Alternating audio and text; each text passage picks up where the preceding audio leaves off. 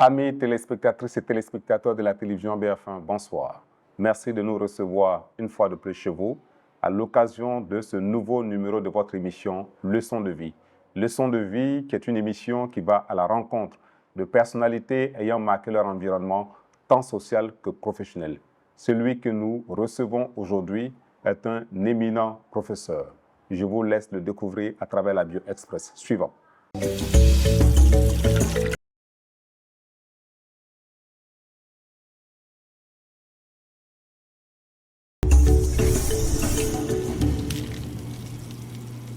C'est un éminent professeur d'université que nous recevons ce jour à Leçon de vie. Professeur Yves Dacquio a marqué l'unité de formation et de recherche en lettres, arts et communication de l'université Joseph Kizerbo.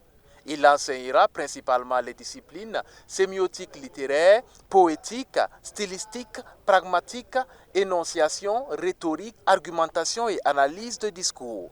Professeur Yves Dacquio, ce sont aussi des postes de responsabilité. Chef du département de lettres modernes de 2003 à 2006, directeur adjoint de l'UFR-LAC chargé des enseignements et de la recherche de 2006 à 2012, directeur général du livre et de la lecture publique au ministère de la Culture de 2012 à 2016, président du conseil d'administration du Musée national du Burkina Faso de 2013 à 2017, responsable pédagogique, master des arts du spectacle et des métiers de la création artistique AMCA en lettres modernes de 2016 à 2021.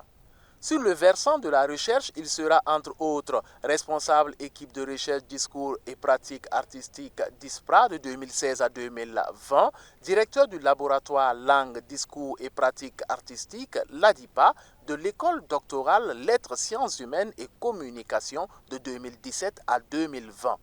Le professeur Yves Dacquio a bien évidemment encadré plusieurs travaux de fin de cycle et de recherche de nombreux étudiants, soit 23 diplômes universitaires de technologie DUT, 56 maîtrises, 57 DEA et master, 2 mémoires d'inspecteur de l'enseignement secondaire, 20 thèses dirigées, 6 thèses co-dirigées et 86 participations au jury de soutenance de thèse.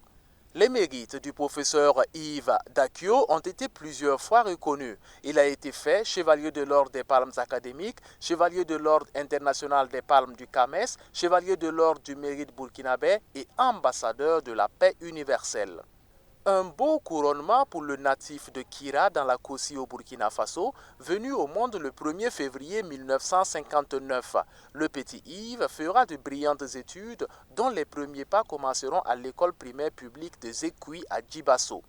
Puis, ce sera le petit séminaire de Tionkui à Dédougou et le lycée municipal de Bobo-Dioulasso entre 1977 et 1980 où il obtiendra le baccalauréat série B, sciences économiques et sociales avec la mention assez bien. Yves Dacquio entre en 1980 au département lettres modernes de l'université de Ouagadougou et en sort avec une maîtrise qui le conduit à Toulouse en France pour un DEA et une thèse de doctorat de 3e cycle obtenue en 1988.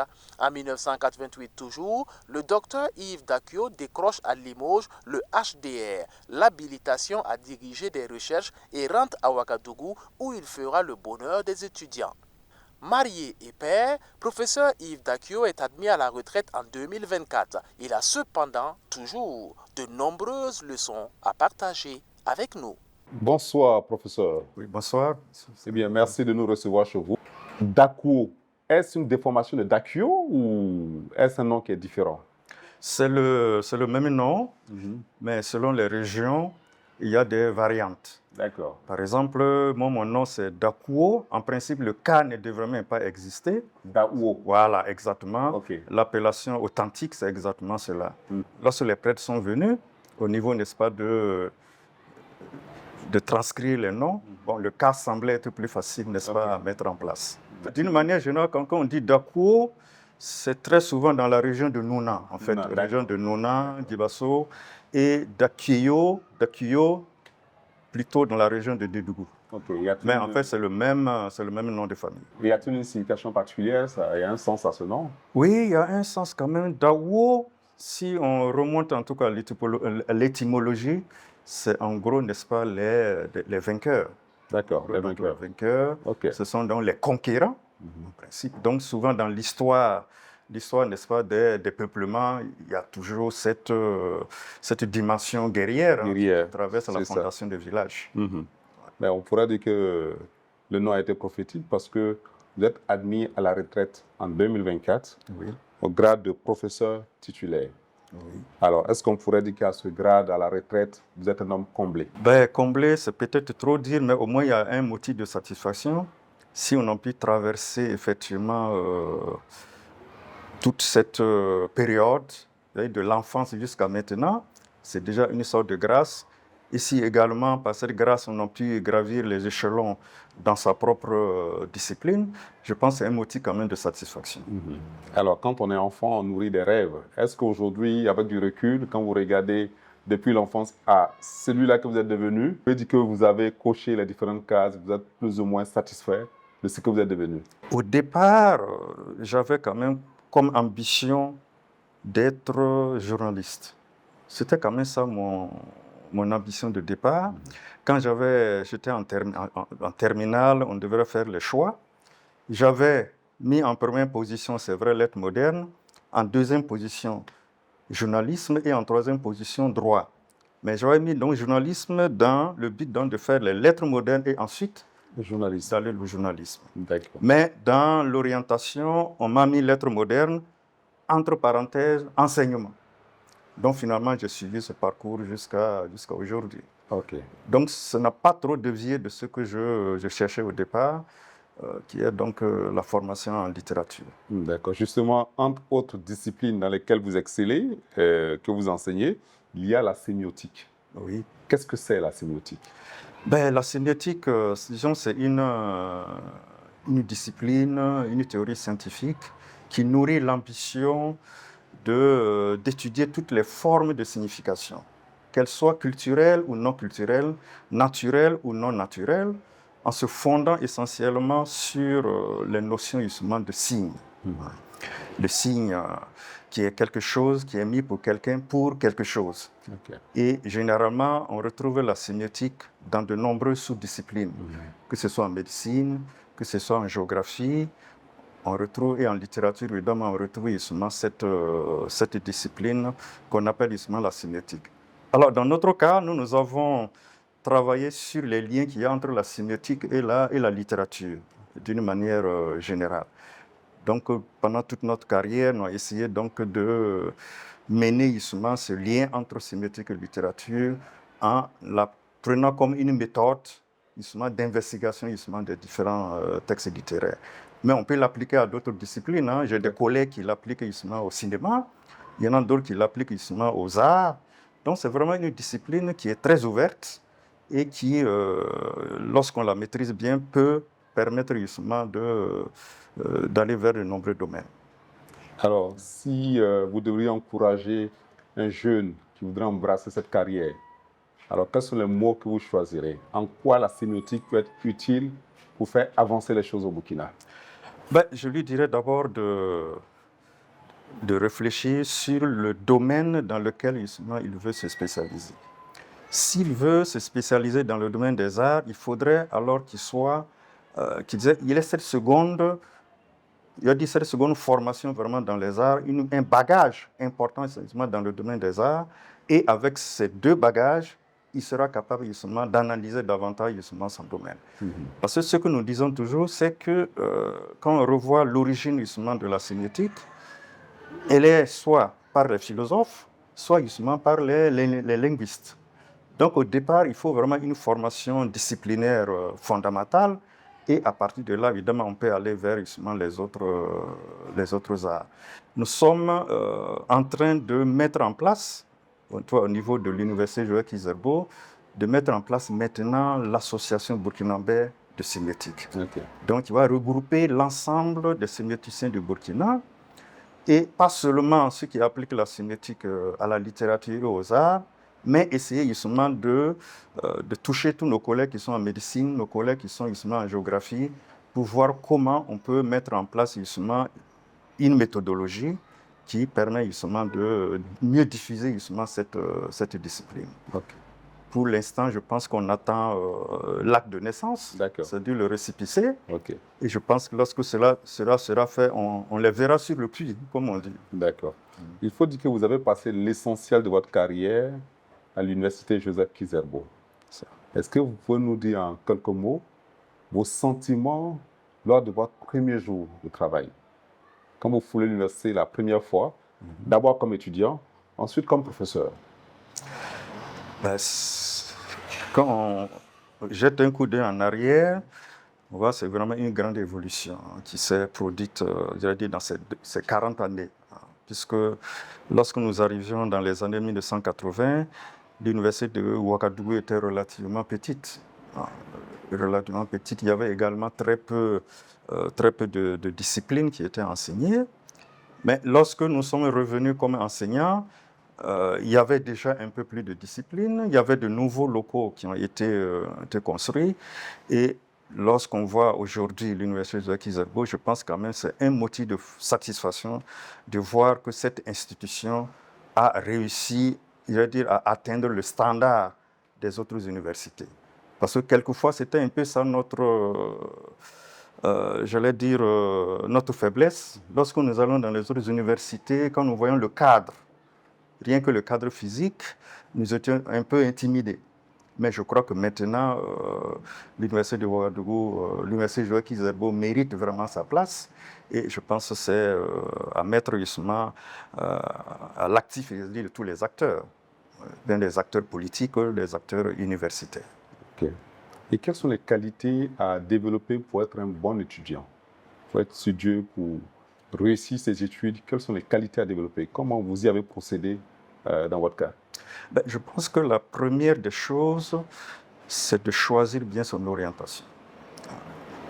Je pense que l'université offre plusieurs possibilités à l'étudiant aujourd'hui de choisir son option. Une fois on est en cohérence avec son option, je pense que les choses vont aller déjà très vite. Et quand je regarde le nouveau régime des études, il y a encore la possibilité de changer dès la première année si l'on voit qu'on n'est pas en cohérence justement avec l'option. Donc la première, la première règle ou la première condition justement, c'est d'abord cette orientation.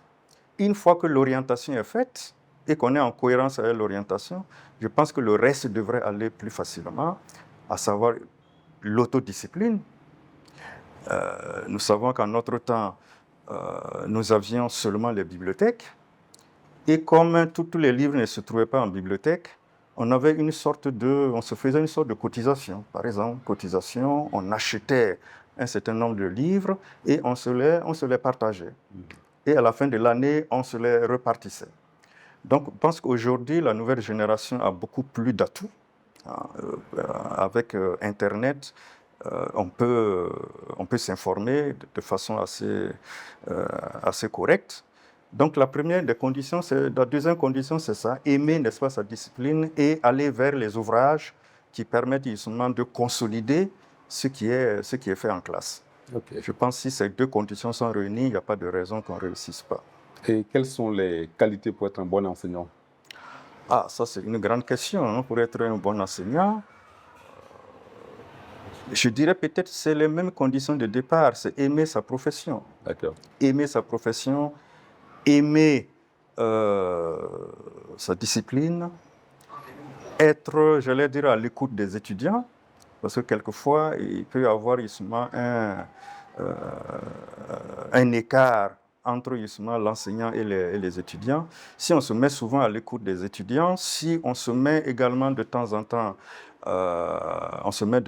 justement en question, je pense qu'on peut progressivement arriver à être, disons, un enseignant plus ou moins satisfaisant. D'accord. Vous avez occupé différents postes de responsabilité. Alors, est-ce que vous pouvez nous dire une action dont vous êtes le plus fier? Quand vous regardez dans le rétroviseur, vous dites « Ah, ici, vraiment, je suis fier de ce que j'ai fait. Évidemment, dans ma carrière, je suis resté essentiellement dans le cadre universitaire. Lorsque nous étions peut-être à la direction de l'IFR, avec le professeur Bissiri, je pense qu'on a essayé de mettre en place... Le professeur Bissiri Amadou, qui est? Il était donc le directeur de l'IFR à l'époque et il est professeur d'études anglophones, professeur d'études anglophones. Donc il était le directeur, j'étais donc le directeur adjoint. On avait évidemment notre programme et ce qu'on essayait de faire, c'est de mettre en place d'abord, voir comment on peut améliorer le cadre physique de l'IFR LAC. On avait essayé également de mettre en place l'informatisation justement des différents mémoires. On n'a pas réussi à le faire parce qu'il n'y avait pas suffisamment de moyens pour le faire. Et on a essayé quand même de mettre en place également une sorte de devise de l'IFR parce qu'elle n'existait pas. Et on a, en réflexion évidemment avec les enseignants, on avait pensé que trois valeurs étaient indispensables pour que l'IFR retrouve, j'allais dire, tout son essor. On appelait ça les 3 R. Donc, respect, rigueur, réussite. Okay. Parce qu'à l'époque, la tension était assez vive, n'est-ce pas, au sein de l'IFR, notamment entre la direction et l'IFR. Et on a misé vraiment sur cette discipline donc, qui est le respect, qui permet non seulement aux étudiants de se respecter entre eux, parce qu'il y a eu quelquefois, j'allais dire, des coups de poing. D'accord. Donc, que les enseignants se respectent entre eux et qu'également il y ait un respect réciproque entre les enseignants et les étudiants. Donc, on essayait quand même d'aller dans ce sens et je pense que le climat s'est un peu apaisé à la fin de notre mandat. Si l'opportunité vous était donnée de refonder le système universitaire aujourd'hui, quels seraient les 3 chantiers majeurs? Je pense que le premier chantier, ce serait justement peut-être ce que l'université, enfin ce que le ministère a déjà fait, c'est-à-dire la carte universitaire. Je pense que ça c'est indispensable parce que nous avons vu qu'au début, l'université, il n'y avait pas vraiment une vision à long terme. Je pense avec la mise en place d'une carte universitaire, c'est-à-dire la déconcentration de l'enseignement universitaire, je pense que ça, c'est vraiment indispensable aujourd'hui. Il n'y a pas de raison que l'université soit seulement réservée pour les grandes villes, pour les habitants des grandes villes. Je pense que ceux qui sont dans les provinces méritent également d'avoir une formation de qualité. Donc, je miserai en tout cas sur cette dimension qui est déjà faite.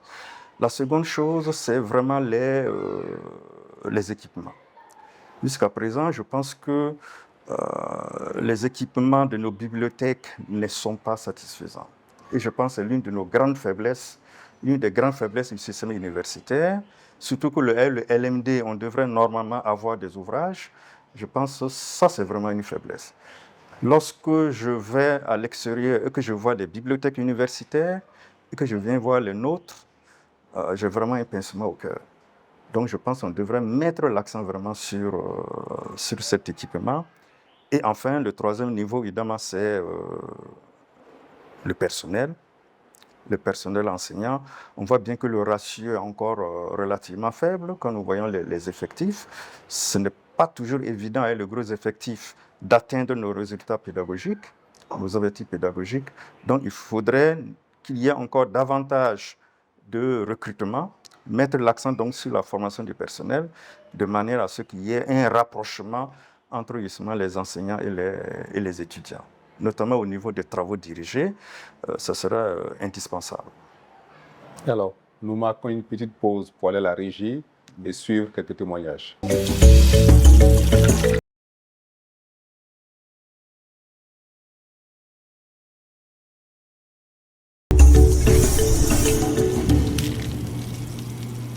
Le premier mot qui me vient à la tête, c'est la discrétion. Même cette discrétion se retrouve dans sa voix. Quand il parle, c'est très rarement qu'il a un mot plus haut que l'autre. Et donc, c'est quelqu'un qui est vraiment discret. La conséquence de la discrétion, c'est quelqu'un qui est calme. qui n'élève jamais la voix. Même quand il est énervé, on ne le sent pas.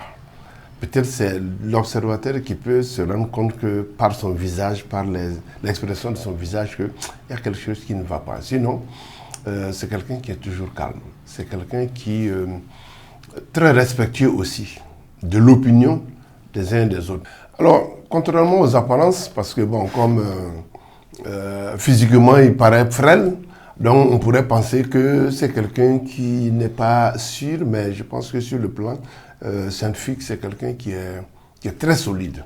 Qui est très solide. C'est quelqu'un donc qui aime innover aussi.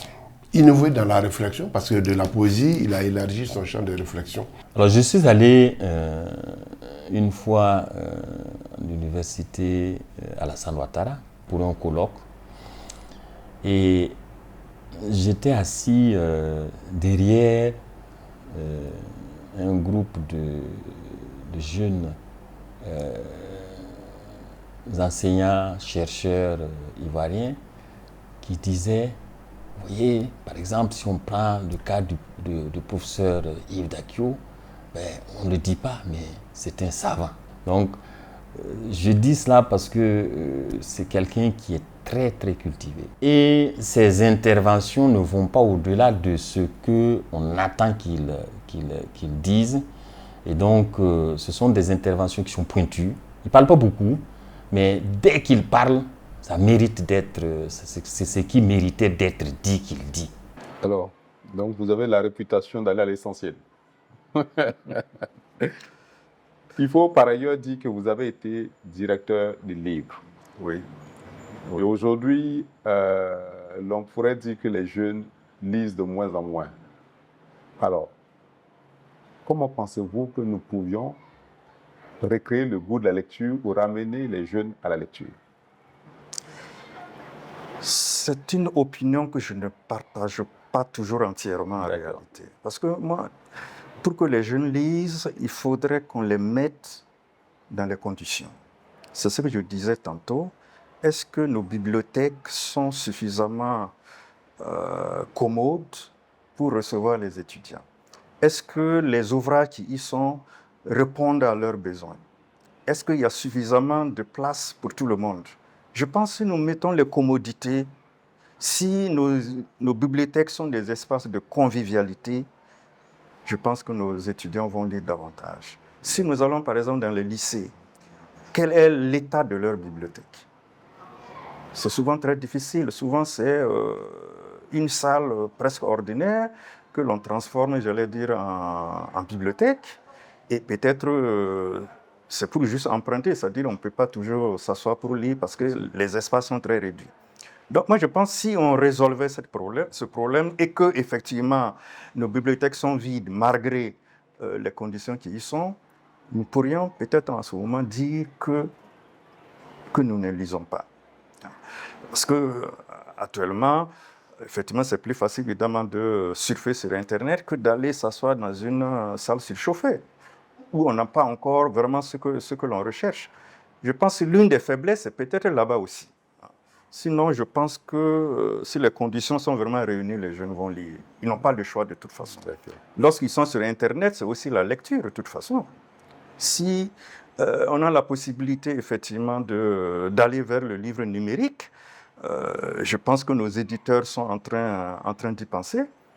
Parce que lors de la dernière philo, c'était justement l'un des thèmes principaux, comment aller progressivement justement vers le numérique, puisque les jeunes sont plutôt attirés vers ce domaine-là. Donc je pense progressivement, si nous arrivons en tout cas à améliorer les choses, il n'y a pas de raison que nous puissions dire que nos jeunes ne lisent pas. D'accord. Donc il faut créer les conditions pour cela. Il faut créer les conditions. Si les conditions sont réunies, je pense que les choses vont s'inverser. Okay. Il y a également une tendance en Europe qui est assez intéressante, c'est le livre audio.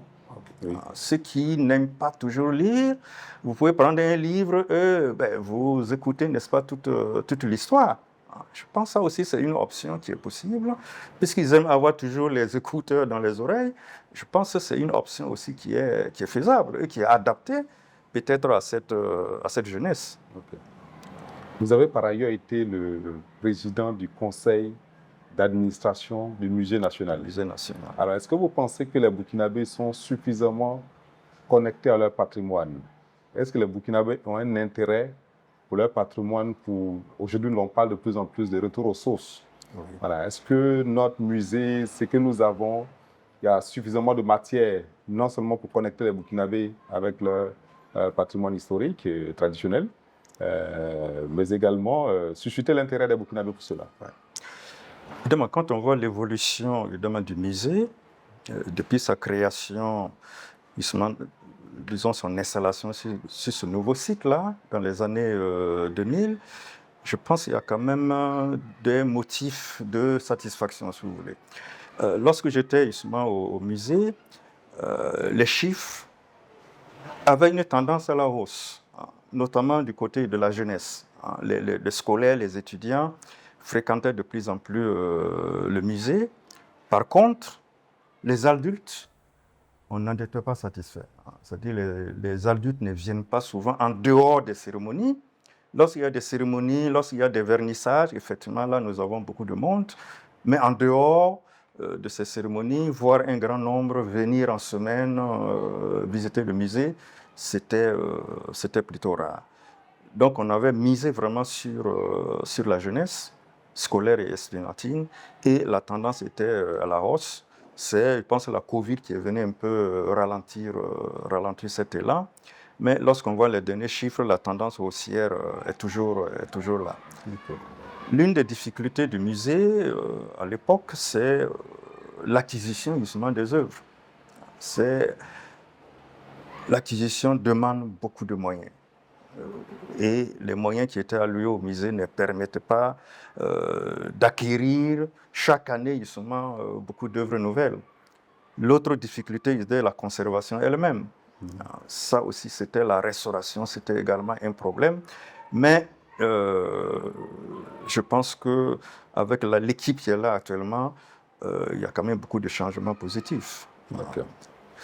L'un des projets phares à l'époque, justement, qui devrait permettre d'attirer les gens vers le musée, c'était justement de mettre en place justement des équipements à l'intérieur même du musée pour attirer justement les enfants. Si les parents viennent avec leurs enfants, avant d'aller évidemment sur les espaces de jeu, ils vont peut-être faire un tour à l'intérieur justement du musée. Mais je pense que ça encore, c'est en train d'être mis en place. Et je pense que lorsque tout cela sera fonctionnel, notre musée quand même sera le musée des Burkinabés. Okay. À présent, nous parlons de votre vie de famille, de votre vie en société. Oui. Alors, vous êtes marié, père d'une fille. D'une fille. Oui. Alors, c'est quoi la famille pour vous? Ben, la famille, comme on le dit souvent, c'est la base de la société. La famille de la base de la société. Quand on n'a pas une famille équilibrée, quand on n'a pas une famille où règne l'entente, il est souvent très difficile de pouvoir être performant à l'extérieur. C'est valable pour les enfants également. Si ça ne va pas à la maison, on ne voit pas comment l'enfant va être performant en classe. Donc pour moi, la famille, c'est vraiment la cellule de base à laquelle il faut vraiment accorder toute son attention.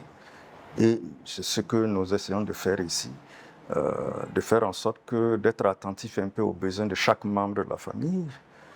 Quand nous disons famille, ce n'est pas forcément seulement, j'allais dire, la famille de sang. Il y a également, évidemment, d'autres personnes qui habitent la maison. Nous les considérons tous comme les membres de la famille et leurs besoins, tant qu'on peut les résoudre, on essaie, n'est-ce pas, de le faire. Donc la famille est vraiment, la valeur de base qu'il faut absolument conserver à tout prix. On est un tout petit peu curieux de savoir le professeur Dakio, un griffe timide sur les bords, comment est-ce qu'il s'y prend pour draguer son épouse? Comment cela se passe-t-il? Vous voulez dire tous les jours ou bien? Non, les débuts. Comment ont été les débuts, les premières approches? Ben, il faut d'abord dire que Il y a eu plusieurs étapes, si vous voulez. Hein. D'accord. Il y a eu l'étape de l'université, de l'université où on s'est connus. C'est sur le campus. Mais il n'y avait rien quand on était sur le campus. D'accord. Il n'y avait rien sur le campus. Je pense que c'est venu des années plus tard, lorsque on avait mis en place, on avait créé une association de professeurs de français qui regroupait à la fois les professeurs d'université, les professeurs du lycée et les enseignants du primaire. Je pense que c'est dans ce cadre associatif qu'il y a eu le rapprochement. D'accord. Je pense, même si cette association n'existe plus aujourd'hui, moi je la remercie d'avoir existé. L'un des objectifs a été atteint. Au moins de ce côté a été atteint. D'accord. À travers justement cette association qui était justement dirigée par le professeur Sano Salaka. D'accord. Voilà. D'accord. Voilà. Et pourrait-on dire que le professeur Yves est un père poule ou voilà, un père cravacha? C'est vrai que c'est votre fille qui aurait pu en parler, mais déjà, oui. C'est pour faire un peu le rapport entre l'éducation qu'on peut être amené à donner aux enfants d'aujourd'hui et ce que vous avez connu en son temps. Ah oui, les choses ne peuvent plus être tout à fait les mêmes. Nous, en notre temps, on avait très peu de choses, j'allais dire, de disponibles à la maison. Alors qu'aujourd'hui, les enfants ont beaucoup de choses à leur disposition, mais on a toujours l'impression qu'ils ont un autre centre d'intérêt. Et là, je peux rejoindre un peu ce que vous dites en disant que les enfants n'aiment pas lire, parce que quelquefois les conditions sont réunies, mais on ne lit pas suffisamment. Sinon, on essaie d'être le plus proche d'elle, essayer, n'est-ce pas, de la comprendre davantage. Quelquefois, évidemment, on la contrarie. On ne peut pas mener une éducation sans par moment qu'il y ait des contraintes. L'éducation même est fondée sur des contraintes. Donc, je pense que c'est ces contraintes qui permettent justement d'avoir des résultats. Donc, on joue sur les deux bords, si vous voulez. D'être le plus tendre à son égard, mais lorsque les objectifs qu'on s'est fixés ne sont pas atteints, et là, effectivement, le ton monte un peu. Le ton monte un peu. Oui. Une pause à nouveau. Nous allons à la régie pour suivre encore des témoignages.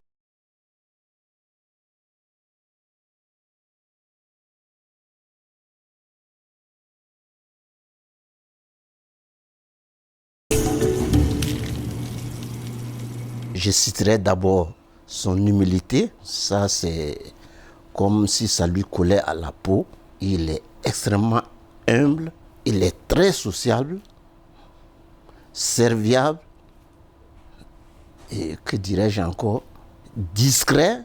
Ben, vraiment, Yves, comme on dit que personne ne vit sans défaut, mais sinon, vraiment, il n'est pas loin de l'homme parfait. Dans toutes les associations ou mouvements ou regroupements, en tout cas des ressortissants de chez nous, Yves est toujours à l'intérieur et avec lui, nous formons une complicité indescriptible.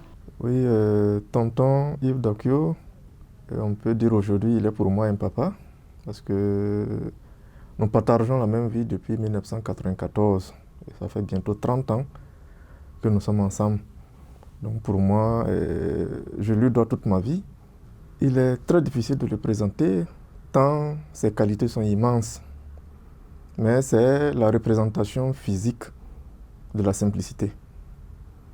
Et figurez-vous que, bien qu'il soit chargé à l'université, il prenait tout le temps de me remorquer derrière la P50 à l'époque et il me déposait chaque matin au lycée et attendait souvent jusqu'à ce que je sorte pour venir me chercher encore et me déposer à la maison ensemble.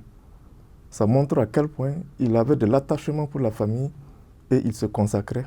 Il consacrait assez de temps pour mon bien-être et au détriment même de ses propres passions. Chaque week-end, par exemple, il disait à la servante de ne plus venir. Et on se soudait les coudes pour faire la cuisine. L'autre fait la sauce, l'autre fait un peu le riz. Et cela nous a appris à nous débrouiller nous-mêmes, à ne pas compter sur l'autre et à savoir que quelle que soit la grandeur de l'homme, tu dois apprendre à faire quelque chose de toi-même. Et cela également permettait à la domestique de se reposer. Et jusqu'à aujourd'hui, Nous avons ce regard différent quand on regarde ceux ou celles qui travaillent avec nous. C'est des gens à qui il faut accorder assez d'importance et assez de considération. Et pas de défauts en tant que tels. Mais voyez-vous, pendant toutes ces années, je ne l'ai jamais vu en colère. C'est un monsieur qui n'a jamais exprimé une quelconque colère envers qui que ce soit. Si bien qu'il est difficile de cerner ses moments de joie et ses moments de douleur ou de tristesse. Alors, un commentaire sur ce témoignage? C'est vrai que c'est mon neveu. C'est effectivement les premiers enfants qui ont grandi avec moi. Et à l'époque, il y avait en toi une discipline de fer à la maison, pour ainsi dire. De la 6e en toi jusqu'en 3e, à 20h, il fallait absolument qu'il soit au lit pour pouvoir se réveiller tôt et aller à l'école. Alors, ce que j'ai aimé chez lui, je n'ai jamais eu à le réveiller le matin. Ça, il avait cette discipline, autodiscipline de se réveiller le matin et d'être prêt pour le départ. Donc, je pense que c'est lui qui a bénéficié justement de ces premières années-là et je suis heureux qu'il soit là où il est aujourd'hui. À présent, nous parlons de votre enfance et de votre éducation. Vous avez fait le séminaire de Tonkuy. Est-ce qu'à un moment donné, vous avez effleuré l'esprit de devenir prêtre? Oui, on peut le dire, puisque, vu mes origines, mon père étant catéchiste, j'étais donc baigné dans ce milieu dès l'enfance. Et vous savez, le catéchisme, il est chargé de coordonner les activités religieuses. Il est chargé justement d'organiser le séjour du prêtre lorsqu'il est de passage. Donc, je voyais assez fréquemment, n'est-ce pas, les prêtres. Et je voyais aussi les aînés qui étaient au séminaire. Et lorsqu'ils venaient, ils donnaient l'impression d'être heureux. Ils étaient courtois, ils venaient chaque fois saluer mon père. Donc tout cela, ça donnait envie de faire comme eux. Donc c'est à ce titre finalement qu'au CM2, on était trois copains à l'époque, nous avons adressé une lettre au petit séminaire. Et ils n'ont pas accepté tout de suite, ils sont venus même à l'école primaire pour tester toute la classe. Nous tester à toutes les classes pour voir vraiment notre niveau réel par rapport à toutes les classes. Et ils ont retenu 2 personnes. Donc c'est un peu dans cette atmosphère-là qui m'a amené, j'allais dire, au petit séminaire. Mais mon père n'était pas d'accord en fait. Malgré mon père n'était pas d'accord que j'aille au séminaire. Peut-être l'une des raisons, c'est que je ne l'avais pas informé de ma démarche. Et malgré mon admission au séminaire, il voulait que j'aille passer un concours à Dédougou, qui est justement le centre austro-voltaïque. Et un beau matin, donc, il m'a pris sur son vélo et il a eu l'idée de s'arrêter chez le directeur de l'école. Donc, moi, j'étais un peu à l'écart avec le vélo et les bagages et ils étaient en train de s'entretenir. J'entendais des bouts de phrases et j'ai entendu entre-temps le maître dire que lui, il pense que le séminaire, c'est une bonne option. Ils ont continué à discuter, puis à un moment donné, mon papa m'a dit de remonter à la maison, de repartir à la maison. Donc c'est un peu ce virage-là, cette visite chez le directeur qui a peut-être encore orienté les choses. Sinon peut-être je serais un technicien aujourd'hui, ou peut-être rien, parce que j'aurais pu échouer au test d'entrée là-bas. Donc c'est un peu cette atmosphère qui m'a amené au petit séminaire de Tionkuy. Est-ce que vous avez quelques anecdotes de votre enfance qui vous font marrer jusqu'à aujourd'hui quand vous y pensez? Oui, il y a quand même un événement au CM2 au CM1 quand même, qui me marque un tout petit peu, parce que les après-midi du samedi étaient vraiment très gais à l'école. On n'avait pas cours. Pendant toute la semaine, le maître nous donnait des bouts de papier et nous posons des questions que nous mettons justement dans une boîte à lettres. Et le samedi soir, le maître se prenait plaisir justement à répondre aux questions. Et puis, une après-midi, il est entré comme d'habitude et il a dit, avant de passer aux questions, on va appeler les meilleurs des élèves. Il a commencé à appeler 3 des meilleurs élèves, prétendus élèves, meilleurs élèves, et j'étais parmi eux. Et il a commencé à leur poser des questions. Avant de poser la question, il a fait applaudir, n'est-ce pas, toute la classe, on était devant. Il a demandé à la première personne, si l'on prend quelque chose qui ne vous appartient pas, comment on appelle ça? Lui, il a dit, c'est du vol. Bravo! À la seconde personne, il demande, si quelqu'un prend quelque chose qui ne lui appartient pas, qu'est-ce qu'on doit faire à cette personne-là? On dit qu'on doit le punir. Bravo! Bravo. Et maintenant vient la troisième question, à la troisième personne. Où avez-vous mis le livre que vous avez pris l'autre jour? On commençait maintenant à comprendre un peu les choses. Il se trouve que le petit frère de directeur nous avait donné des livres à nous. Et nous, on était très contents.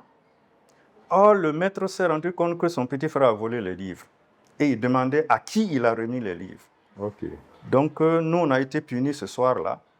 Nous sommes restés à genoux toute l'après-midi. Toute l'après-midi. Devant la classe.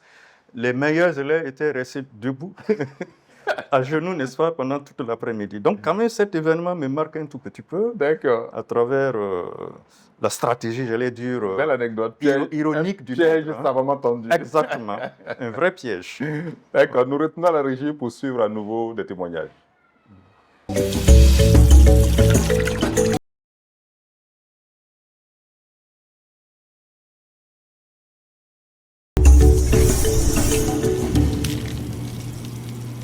Yves est un garçon très timide, véritablement timide. Et au point que, quand on ne le connaît pas, on risque effectivement de le blesser sans se rendre compte. Mais il est serviable, il est attentif. Et c'est un ami vraiment impeccable. Si c'est ça, franchement là, il est digne d'éloge. Et c'est même ces qualités-là qui continuent effectivement de le suivre jusqu'à aujourd'hui. En tout cas, c'est un garçon très charitable, très accueillant, véritablement hospitalier. Ça, on ne peut pas lui reprocher ça. Ce côté-là, je n'ai rien à lui reprocher contre ça. Son seul défaut, c'est qu'effectivement, bon, comme je l'ai dit tout de suite là, il est timide. Mais ce n'est pas de sa faute. Tout le monde est ainsi. On ne peut pas dire autrement. Hein.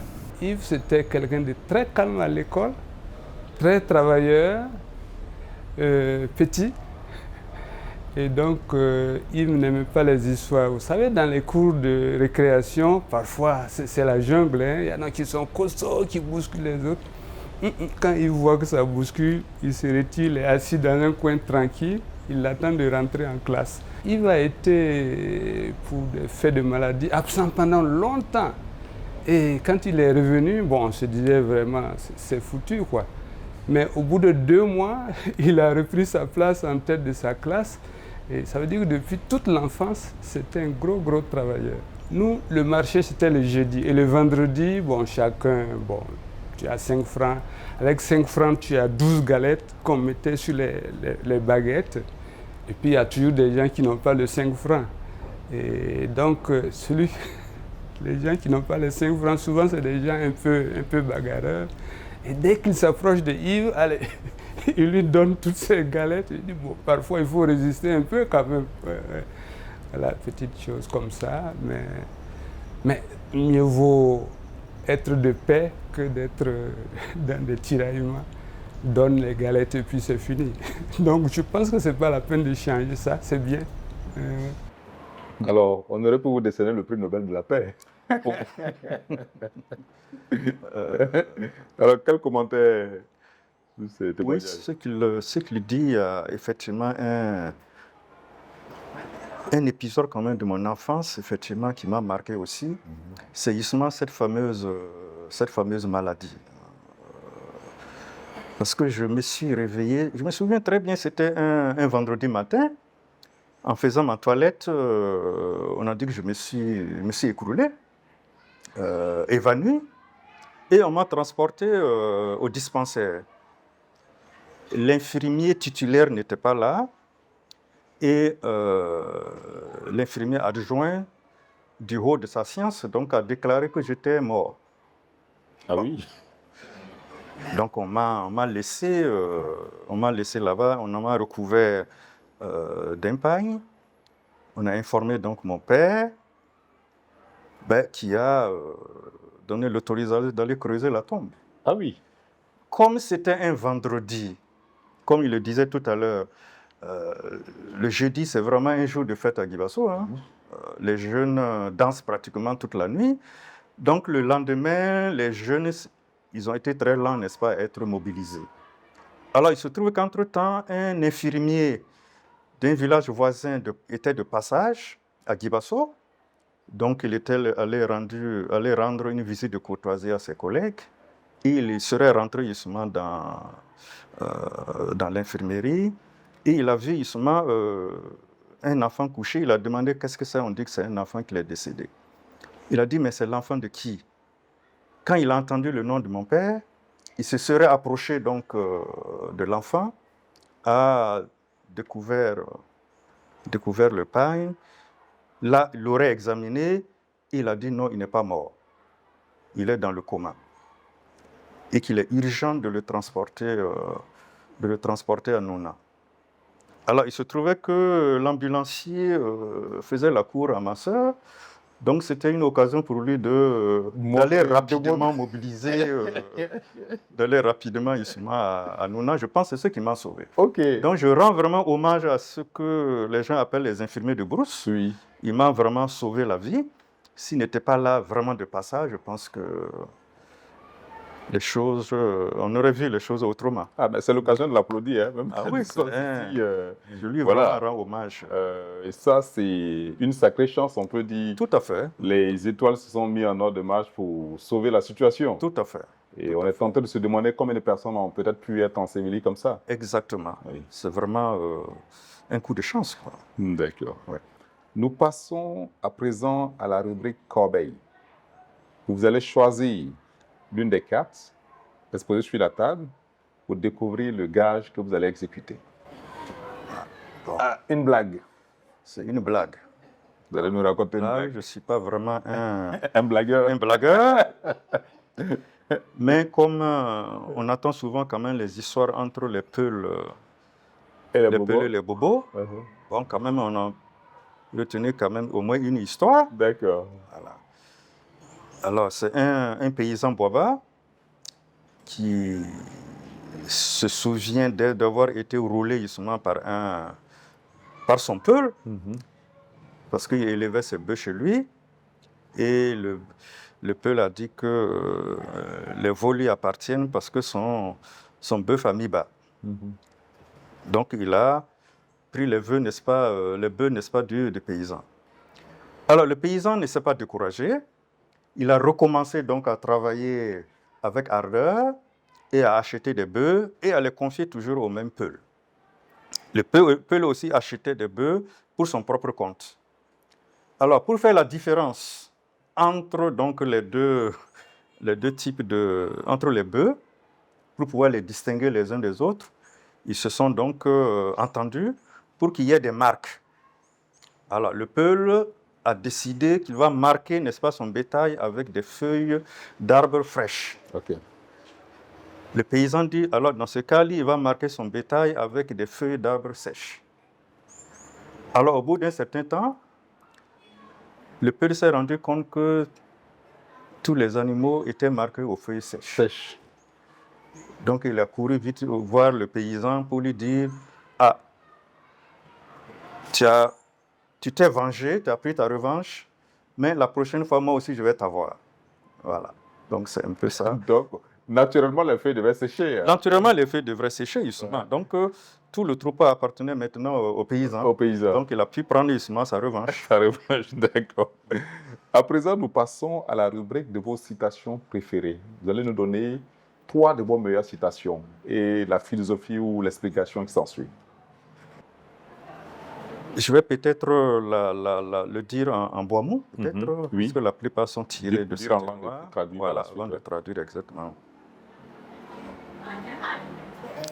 Le Wossonun be dit le Wossi, dire Holoso Akinki. Autrement dit, le soleil n'ignore aucun village parce qu'il est petit. Ok. Je Le pense soleil n'ignore aucun village parce qu'il est petit. Je pense que c'est le thème de la justice sociale. Hein. Quelle que soit la personne, quel que soit le statut de la personne, elle a droit également, j'allais dire, à toute l'attention nécessaire. Et nous qui sommes justement, nous qui avons grandi justement dans les frontières, nous sommes très sensibles à ce genre de proverbes. Ceux de la province également ont droit à avoir le soleil. Autrement dit, donc, le pouvoir central a intérêt aussi à ce que les populations les plus éloignées aient les mêmes avantages que ceux qui sont les plus éloignés. Donc ça, c'est le premier proverbe. Le second proverbe, c'est la sagesse du caméléon. Marawu lobe abdi obesi girede abuna wa nonon mais auna aro oziawa abumane ao nonon. Autrement dit, la sagesse du caméléon, ce n'est pas parce qu'on marche lentement qu'on est en retard. C'est le fait de faire demi-tour. Voilà. Autrement dit, donc, c'est un peu le thème de la continuité de nos actions. Si nous voyons souvent, ça peut être au niveau de l'individu, ça peut être maintenant au niveau, n'est-ce pas, des actions politiques. Lorsqu'on change de régime, lorsqu'on change de présidence, on a tendance justement à remettre en cause tout ce qui précède, et ça donne l'impression justement d'un éternel recommencement, et évidemment ça finit par nous mettre en retard. C'est ça. Donc je pense qu'une fois le président Bobo a raison, nous sommes pressés, allons doucement. Allons doucement. Allons doucement. Alors le troisième proverbe, je vais le dire encore en bon mot. Nous mais arfa ote au banlona à tenanza. Autrement dit, on ne se confie pas, n'est-ce pas, à un voisin pour avoir des enfants. Donc c'est un peu la théorie de la responsabilité, la théorie de l'autonomie. C'est ça. L'autonomie. Certains créent des associations en comptant sur le grenier de l'État. Ou alors en comptant sur le grenier, n'est-ce pas, des pays étrangers. Et je pense que nous voyons un peu toutes les conséquences justement de cette trop grande dépendance à l'égard justement d'autrui. Donc la responsabilité est mise en avant à travers justement ce proverbe-là. Ok. Merci pour ce proverbe fort à propos. À présent, nous allons faire défiler une série de photos que vous serez appelés à commenter à travers la rubrique Souvenez, souvenez. On était au petit séminaire de Tchonkui, en classe de troisième. En fait, c'est ça, on est en classe de troisième. On n'était pas très nombreux, on était 14, je crois. Okay. Donc en classe de troisième en 1977. Ça, c'est le fameux SNP, Sernapo, en 1988-89, lorsque je suis revenu. Donc on a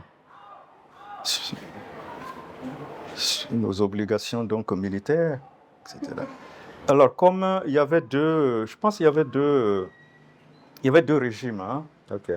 Il y avait le régime de ceux qu'on disait valides et qui allaient à Bobo, et le régime de ceux qui avaient des contraintes de santé. Là, ils restaient justement à Ouagadougou. Moi, je faisais partie justement de ce deuxième régime-là. Alors ça, c'est une séance de soutenance. Je crois que ça doit être à l'université de Bouaké.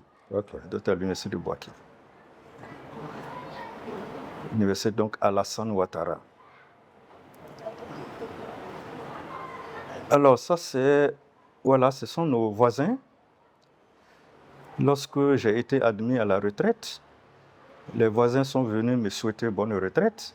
Okay. Donc je pense que ce sont ces images-là. Okay.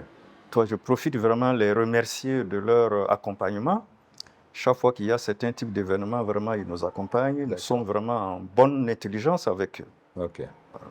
Alors ça, c'était le baptême de la rue des Étoiles. Le baptême des rues des Étoiles sur l'avenue Kwame Nkrumah. Et j'étais entouré justement avec les étudiants. D'accord. Les étudiants qui étaient venus donc me soutenir dans cette épreuve. Enfin, ce ne sont pas des étudiants, ce sont des enseignants, en fait, des collègues enseignants. D'accord. Ils ne sont plus étudiants. Alors ça, ce sont donc les photos de mariage. Photos de mariage. Je crois que ça doit être... oui, c'est ça. Photos de mariage, ça devait être au petit matin. Au petit matin, après la cérémonie religieuse. En fait. Ok. Alors, nous tirons inexorablement vers la fin de cette émission. Mais avant, un dernier tour en régie pour suivre quelques commentaires, quelques avis.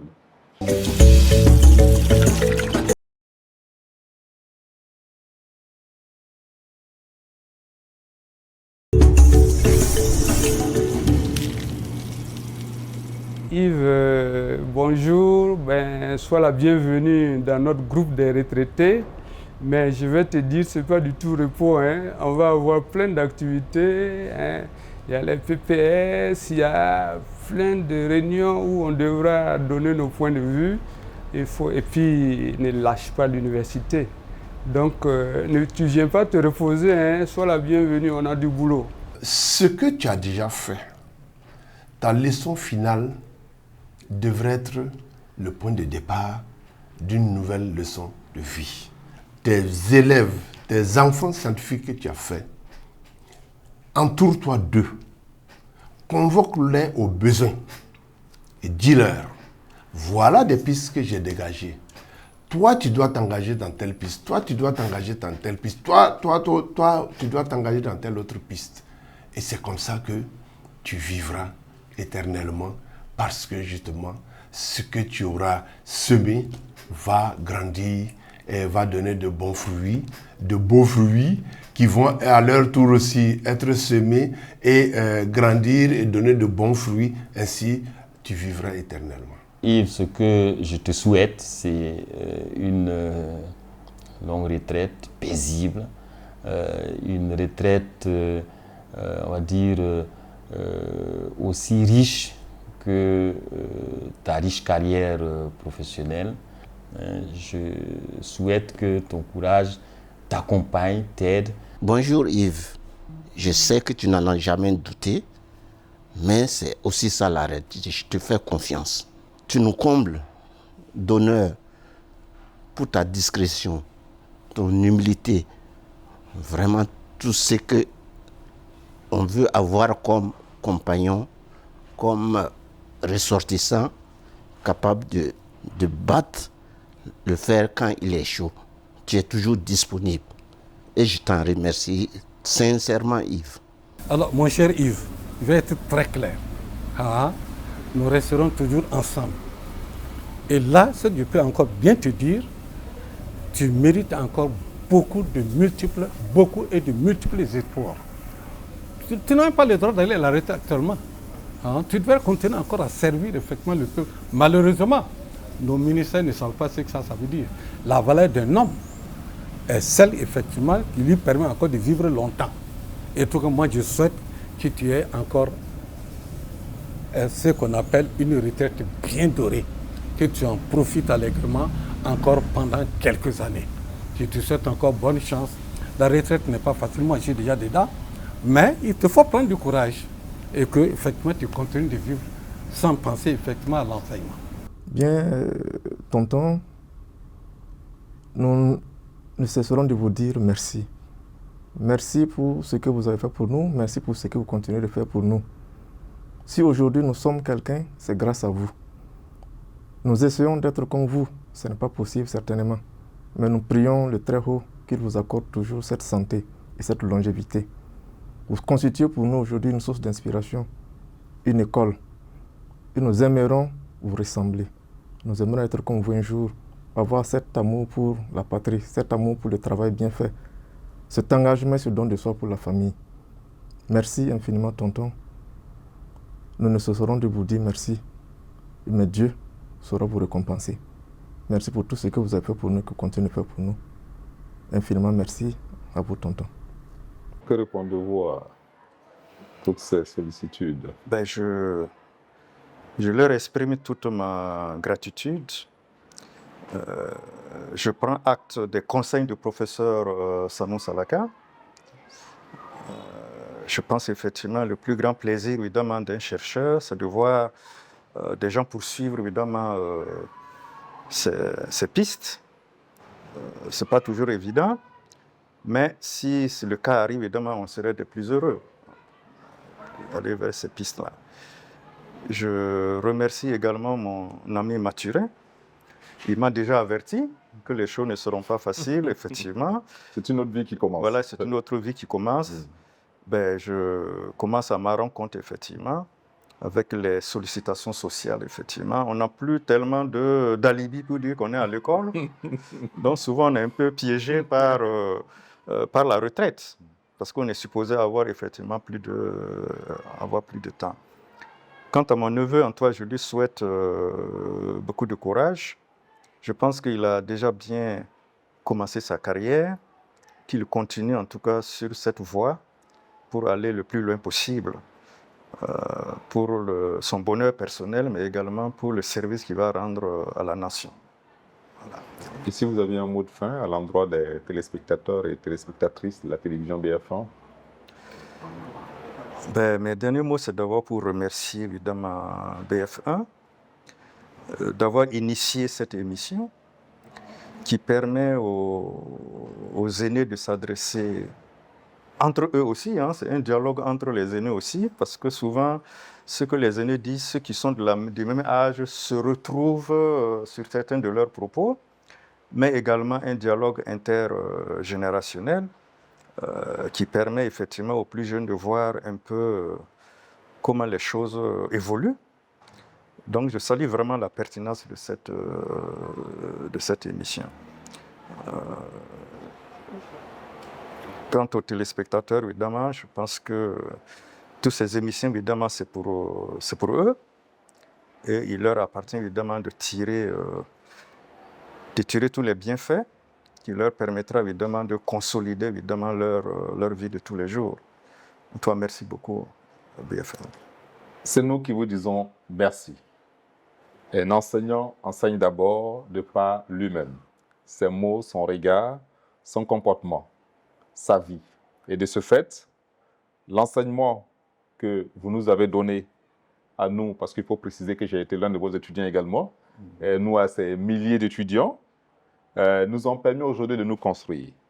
Alors, quant à nos amis téléspectateurs, nous leur disons merci d'avoir pris le temps de nous suivre, de feuilleter ces pages de votre vie et d'avoir pu tirer des leçons avec vous dans votre vie. Merci encore, merci pour tout ce que vous avez fait pour l'enseignement burkinabé, pour l'ensemble des étudiants, ceux qui sont aujourd'hui des professionnels et ceux-là qui sont encore sur les bancs qui ont eu à bénéficier de vos enseignements. Encore merci.